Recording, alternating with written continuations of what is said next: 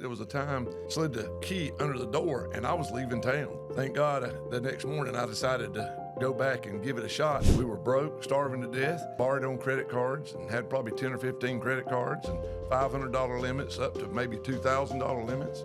Sometimes success is when you don't have anything. Welcome to the first episode of the Southern Executive Experience. I'm your host, Jamey Johnson. I'm here with Ashley Johnson, the owner and founder of Ashley's Business Solutions.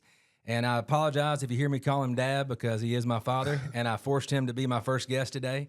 Dad, thank you for coming on today, and being a part of the first episode here. I know I had to pull you a little bit, so force you a little bit to do this, but I appreciate it. Well, you're welcome. Good deal. You know I don't like to be in front of the camera much. I know. I just want to start off by introduce yourself.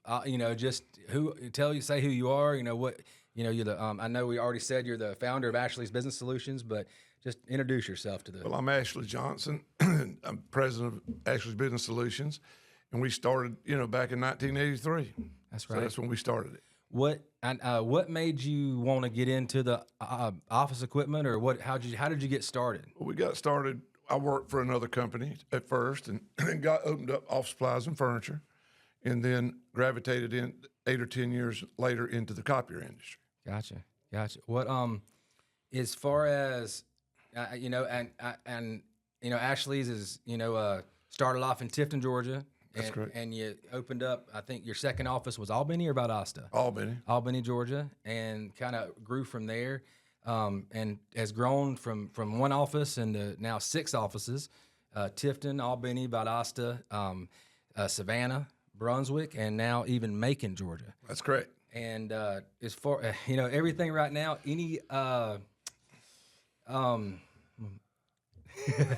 see, it's fine. We're just gonna mumble and stumble through this. But as far as what would you say has separated your company from, and what has separated you and helped you become what you are today, your Ashley's? Well, I think the employees mainly we've chosen the right people to work for us, and went through a lot of good ones, and and got a good group of people, and we just focus on service. You can buy what we sell anywhere. Just like anybody else. The only thing that makes a difference is good service and good people.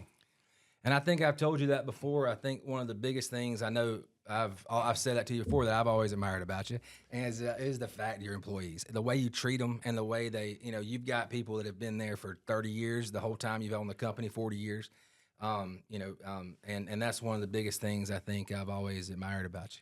You said something about employees. It's like family at Ashley's, as you know, and that's. I wanted to throw that in. It's not just they're co-workers, not employees. That's right. What do you look for in an employee? Man, it's getting tougher and tougher because the age gap of what I am now and what we're hiring now. So I have to let some of the middle management pick those people because they can relate to them more than I can. Being 40 years difference in age, that's tough because it's a whole different mindset. That's right. That's the struggle right now. Yeah. You say you let your management kind of handle that. What are they looking for? What kind of employee are you looking for when you're out there looking for people? It's according to what department it is, but sales, you're looking for somebody with high energy, that's very disciplined. And then, if you're looking for, every segment of the business, you're looking for a different type person, Right. What do you? I know a little bit more about you than I probably than most things, so I may kind of lead some of this, but I know that you, for your employees, I think that what I've known about you is that you pride yourself on being able to motivate people. I think that's what you've said to me many times, and that you've pride yourself on being able to motivate and help employees and that kind of thing. Well, I used to be a lot more motivated than I am now. I know. I have to depend on other people to motivate them now. Right. Motivate people, but just because of the age difference, it's hard to. Well, talk about what are some of those things you used to do, even before the new generation, back when you built the company. What are those things that you used to do to motivate people? Well, that's tough. I mean, we listened to a lot of tapes back then, Right. read a lot of books, and just put out carrots to trips, whether it's trips or, ball games or whatever we would do for the incentive to work harder to do the extra things. Right. And just we watch people, the people that get up early, the people that's motivated. You can't really, you got to hire people that's already has it in them. You can't put it in them. Right. It's hard. Right. So it's not that I'm a motivator. It's just you got to weed through the people that's not self-motivated, because you got to be self-motivated if you're going to be successful. Yeah, I hear you. I hear you. What made you successful? Oh, I don't know if I'm that successful, but I guess I came from a very humbling background, and I just to get ahead, we were, I had a lot of good leaders, worked for other companies, and they were motivated me and held my feet to the fire. And I think they just instilled in me, hard work. Yep. Well, on that note, can you talk a little bit about some of the jobs you had before you started Ashley's Business Solutions?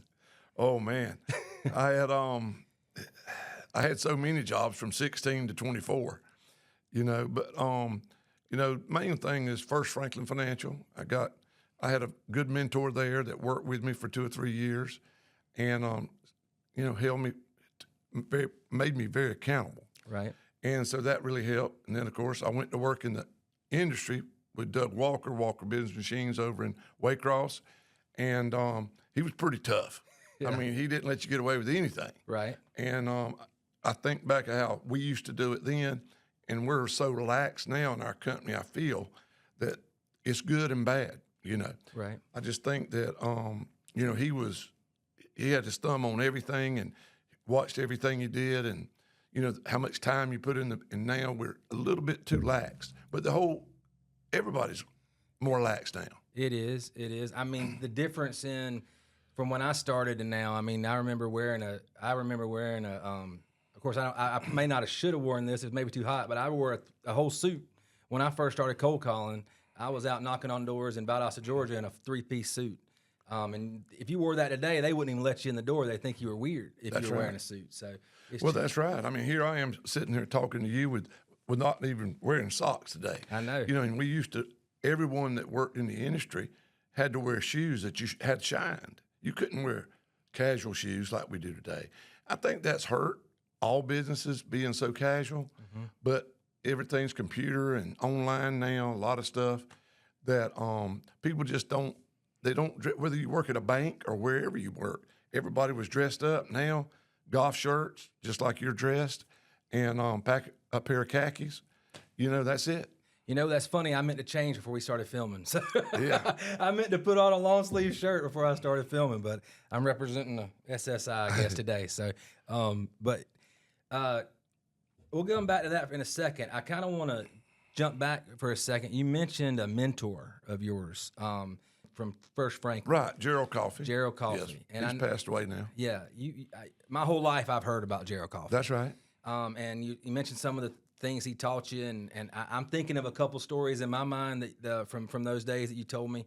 But what lessons did he teach you back when you were 19, 20 years old working, starting out, that you still think that are prevalent for today? Well, we worked then. There was no such thing as an 8-hour day. Right. It was can to can. Yeah. In other words, it was Saturdays. No different.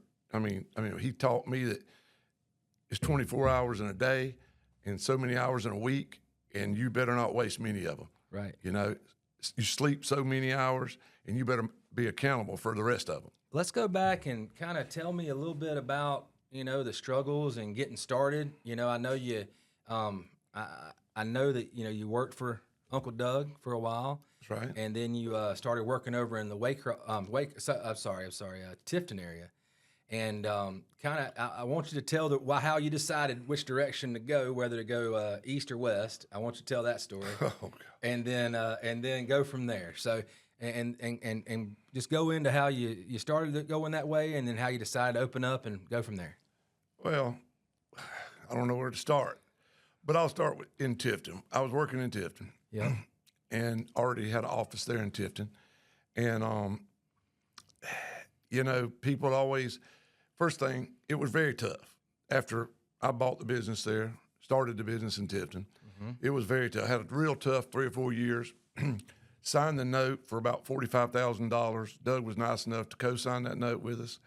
And, but I didn't have any money to operate with. Right. So, I had a business, but I couldn't. I had a couple of people working with me, and I had no way of paying them.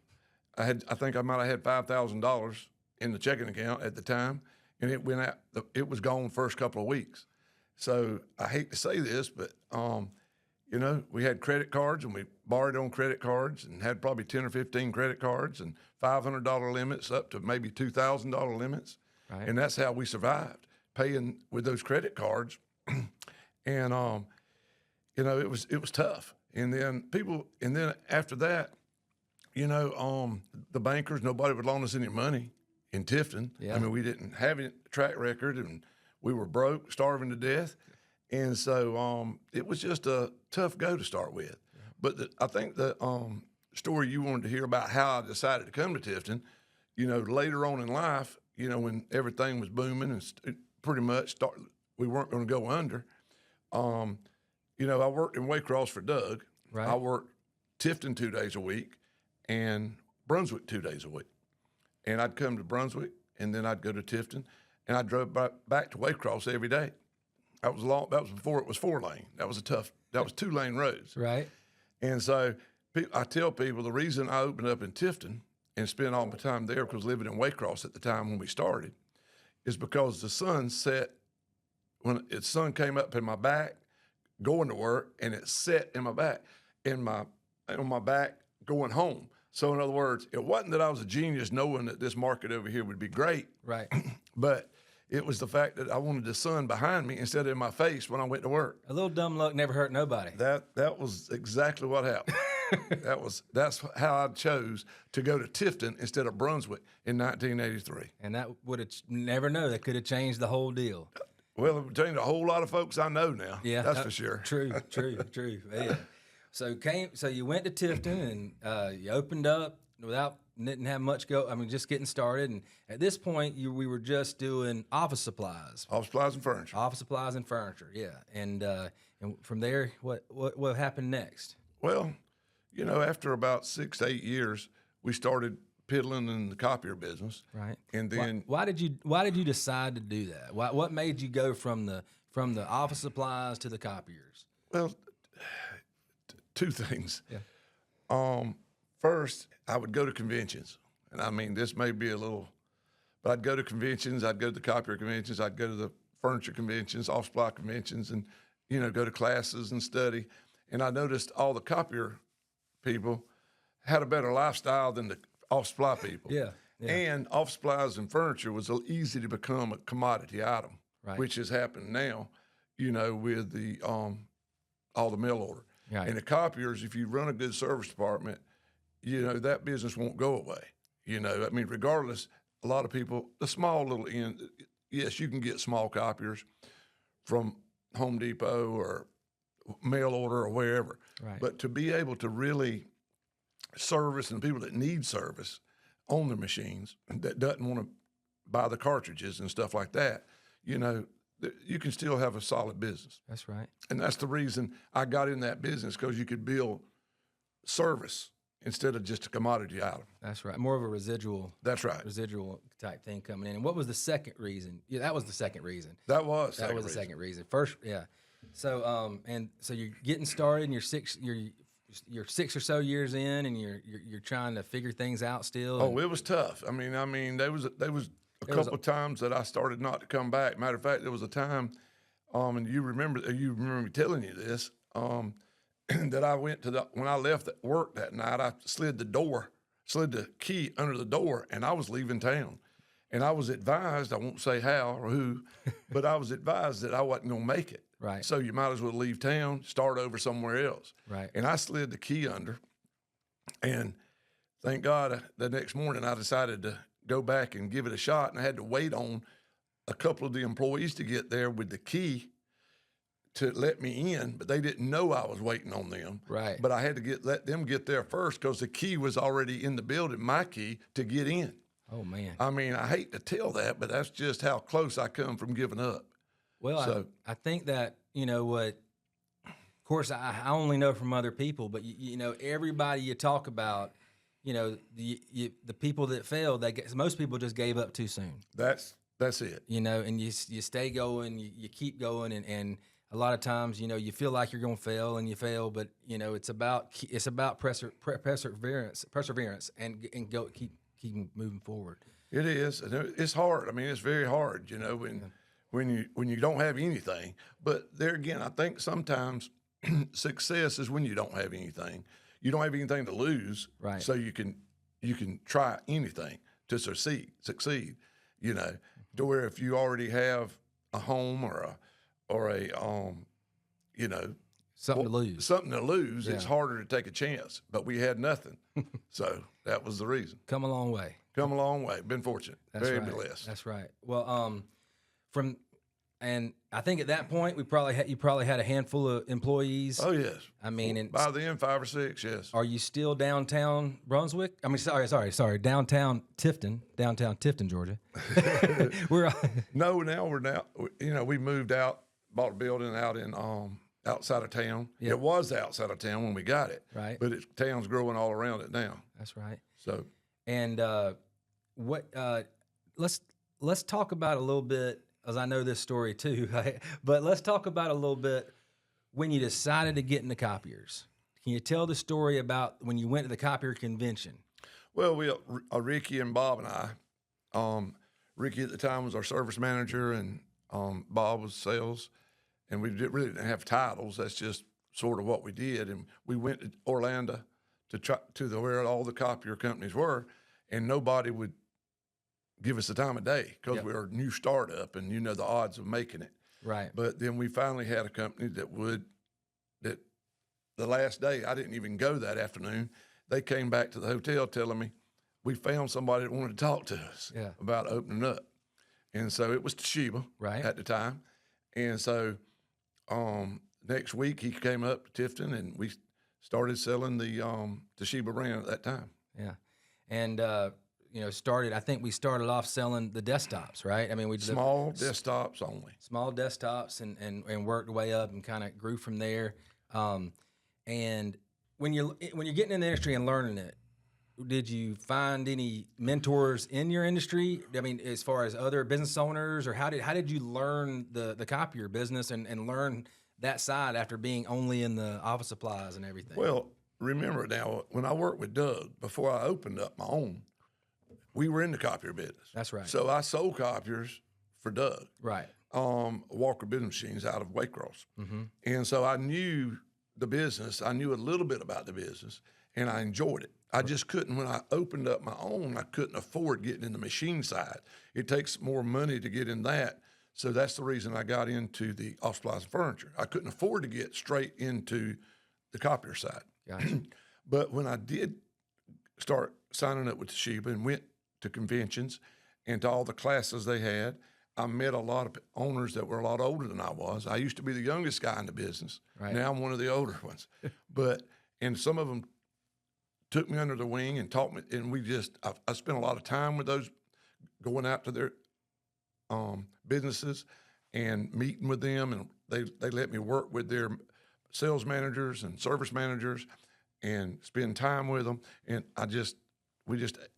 that's how we really did it. Right. Learn from others. Learn from others. That's We right. didn't reinvent the wheel. Yeah. We hadn't reinvented the wheel in anything. We just take what other people do, try to follow the ones and make it a little bit better. That's right. And that's the smart way to do. Figure out what somebody else did and just try to do it your own way. That's right. Do it your own way. And any regrets? Yeah, what is? I know you probably I know everybody's got regrets. Got but a lot of them. from the early days, what was business wise? Is there anything you'd have done differently? Oh, I would have done a lot of things differently, and we won't talk about that. Personally and business. Right. You know, I mean, I tell people I didn't grow up till I was 48 years old, but so I did a lot of things to damage my business. I was a hard worker, but I did a lot of things to damage my business and my personal life. up until the age of 48. Right. So, we won't even talk about all that. Well, do you want to talk about what you changed, what happened at 48? Well, I'm not no, yes, I can talk about it a little bit. I would love to. I was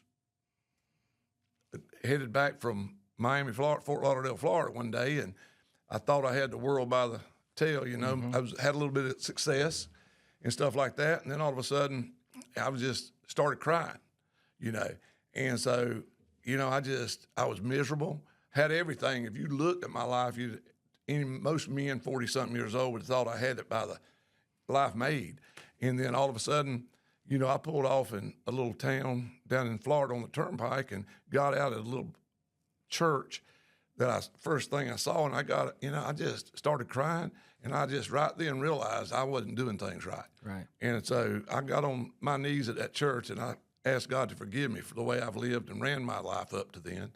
And from that day on, I didn't actually change like that, like you hear all these things, but I did start reading and studying and going to church. I gave my heart to him, and I've been living for him ever since. And that's the number one best thing I ever did for my business. Even for your personal life and your business. Personal life and business, it is. Very, very much so. I think people ask me to this day, and it's sort of corny to a lot of people that doesn't believe, but they say, "What's your number one thing for success?" I said, "Tithe." Yeah. And I've told you that. Yep. The best thing you can do for your financial situation, not that you should be given to just for that reason, but the best thing you can do is tithe. Right. And so for the last 19 years, that it's been proven, if the ones that know me real close, it's been proven that it has been amazing. Right. I know you've not preached that into our heads, but I know you've talked to me a lot about that, especially the past 10 or so years, about the tithe, and I don't know if this is going to make it into the podcast or not, but I know I tithe, and I think we disagree on one thing. I don't disagree, but I personally tithe on what I get after taxes. Well, and that makes me sleep at night. I don't, nobody's judging. Yeah. So I know you do before, before. I don't know what's right, but that's just I don't know. That's what I feel comfortable with. I don't know why. I always say that I can't control what the government takes out of my check, so I just tithe on what's left over. But well, I'm not here to say which one's right or wrong. Right. So but I just know this: it's a difference in giving and tithing. Yeah. And a lot of people give, and I just know if you start tithing, things will. I'm not saying financial things. Right. But you'll find in your life, because you're disciplined, it's not your 10% anyway. Right. We can live on 90%, a lot better than you can live on 100%. Mm-hmm. I can promise you. Well, I didn't mean this meeting to get going on that direction, but that's the big picture. Regardless of business, regardless of anything, Well, that's what this is finding Jesus Christ. Yes, sir. I'm doing this for a couple reasons. I'm doing this so I believe people like yourself, you can inspire different people in the community. I didn't mention this yet, but you're from Nichols, Georgia, and I want this podcast to help people. I want this podcast to not only help the people that I'm bringing on and share about their story, but I know there's a story to tell. And real quick, the reason that I started this podcast was 5 years ago. Mr. Jerry owns Jerry's J's. Now it's 99 Concepts, and they've done big things. I was sitting in his office, and he was talking to me about everything, life, God. We talked about Uncle Doug. We talked about it all. And that's when this first idea popped in my head 5-6 years ago, to do that. Right. And to share that story of coming from nothing, and also the things that inspire you and the things that drove you. So yeah, I'm talk about it all you want to. Well, the only thing I'll say before we get off is the fact that you just can't believe, you try to do everything yourself. You just think, I can do it, me. And, I made a lot of mistakes personally, business and everything, but thank goodness I changed, still do a lot wrong today. Right.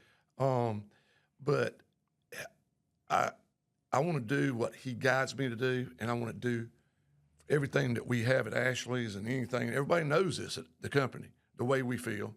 You know, it may not show every day. I wished it did, but you know, we're here to help build a kingdom for Jesus Christ. Yes, sir. Yes, sir. And kind of on the same note and going back to business. I know one thing. yeah. A lot of people that hears this will think it's corny, but you know, it's not corny. But at 38, what did you change? Oh, you mean by 48? 49? 49. I was 49. Well, I started changing the books. Yeah. Reading the important book, you know? Right. Yeah. Try to on a daily basis and listen to more so instead of motivational speakers, more spiritual leaders. Yep. You know, and you know, starting my morning that way, and it doesn't change like the snap of your fingers. It takes a lot. Right. You know what I mean? Yeah. So that's one thing I changed, and just cut out a lot of foolishness that I was doing. Yeah. You know, and quit all that foolishness that we all call fun. You know, holds us back from what we really get. And some people wait too late. You're never too late, but I mean, to do anything about it, as far as you look back and you have a lot of regrets, because like you said earlier in the podcast, I got a lot of regrets, and we're not going to go back there. We don't have to. We don't have to do that. We don't have to do that. But you changed. You did some things, and you made little changes that grew into big changes. No doubt. You know, no doubt. I'd like to back up one quick second too, and to talk about one thing. I know growing up in Nichols, Georgia, the big town of Nichols, Georgia, and growing up, and some of these stories may not be true, but I was always told these things. So delivering second day old newspapers, selling old newspapers. No. Okay, Canada in the summer, picking tobacco. That's true. I always remember stories of selling old newspapers, but talk a little bit about growing up in Nichols, Georgia. Well, you know, there's not a lot to say. Of course, we were very poor. You know, we did go to Canada. I went when I turned 16, 17, go up, and there were 6 or 7 guys went to Canada and cropped tobacco. Right. They call it priming tobacco there. But that was how we got our school clothes. We'd stay about 8 weeks, 9 weeks till the tobacco froze. And then we'd pick up a good bit of money, and that'd buy all of our school clothes for the year. And we did that. But the newspaper, my grandfather did have a newspaper, but it wasn't 2 days old. Now that I think that might have been a story when I was a lot younger. Yeah. That one of my sisters might have told I was doing something like that when I was just 5 or 6. But we did have a paper route, but it was the day's paper. Okay. It wasn't the old paper. It wasn't that. That's correct. Okay. But no, I mean, yeah, we did. My grandmother was a very Christian woman that raised me, and you know, and I'd caught chickens and at night, played basketball and went to school during the day and did a lot of jobs and things. And we were on welfare. I mean, I don't mind saying that. Yeah.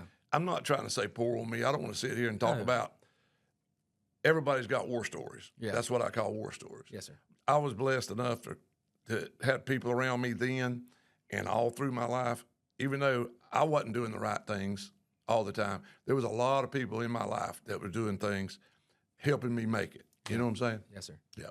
Well, the reason I wanted to bring that up is because, you know, this is going to go around, and we're focusing in the South, and in a lot of our areas or territories, you know, we aren't in big cities. We're in Nichols, we're in Sylvester, we're in these smaller towns, and there's got to be another Ashley Johnson out there sitting there trying to make it, you know, delivering newspapers and doing those types of things that I just feel like your story could inspire them. So that's just the reason. And I don't want it to do. I know you're not a bragger. I know, and I'm not. I'm not even saying some things right now because I know there are things that you don't want anybody to know about, the things that you do for people, and you don't want me to bring that up. So, Ashley, what do you enjoy most about running Ashley's Business Solutions? Well, today, I mean, what's great about it is, I mean, you know, you're in it, Michael's in it, 2 sons in the business. You know, some of my best friends are in the business. My wife works in the business some. You know, everything is just, you know, that's awesome. You know, we're jumping way ahead here. Right. But, I mean, you know, I've worked 40-something years to get to this point to where I do the fun stuff now. Not so much the day-to-day, you know, but just having y'all in the business and watching y'all, had a grandson work this summer in the business, watching him work. And then, like I said, that means a lot. Yeah. Yeah. I mean, and you got a nephew that works in the business. Chad. I mean, got a nephew in it, 2 sons in it, a wife. I had a grandson, and I got some of my best friends are in the business. Yeah. People I've known and know their kids forever, for 40 years, 30 years. Yeah. I think that, you know, what we have and what I saw at a company recently in Darien that we had a business after hours at, almost everybody that works for you has been there for most of the time you've been in business. I mean, not well. I can't say that anymore. We don't have enough turnover. Yeah, we do keep people stay with us for a long time. Long time. We do a lot of special things, but they're special people too. Like you talked about, our people. Right. You know, there are, and I've grown up around a lot of them, but and I know I'm biased, but you know, the reason that I feel like I can go in front of people and talk the way I do and present Ashley's the way I do is because of the people that you've hired and the people that have been there for so long. The Todd Pritchards, the Chad Pritchards. I mean, I think we go to these Canon trainings and all this stuff, and the Canon people talk about our guys.